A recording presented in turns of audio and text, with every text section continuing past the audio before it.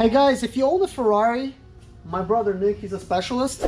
He wants to show me what makes them catch fire, because there's a lot of Ferraris that's you always see, they're always like on fire for one reason or another.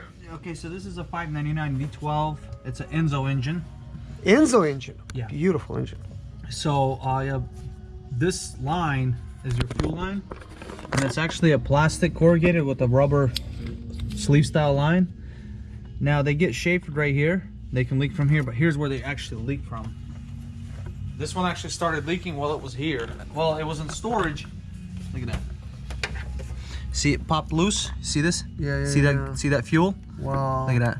Wow. It's leaking from this corrugated. Now, Why if this, is it popping out so easy? it's. I mean, it's. Is it supposed to pop off this easy? No. Well, this is just a sleeve protector. Okay. The plastic is actually a stretch fit, and then it's from the factory crimped with air heat. So what happens is eventually they'll start to leak, or they'll snap, they'll crack. So the fuel will pour down on the really hot catalytic converters. Oh, that makes sense. And then ignites. So this is why you see a lot of the older Ferraris catching on fire. This is why you gotta do your car. This is not.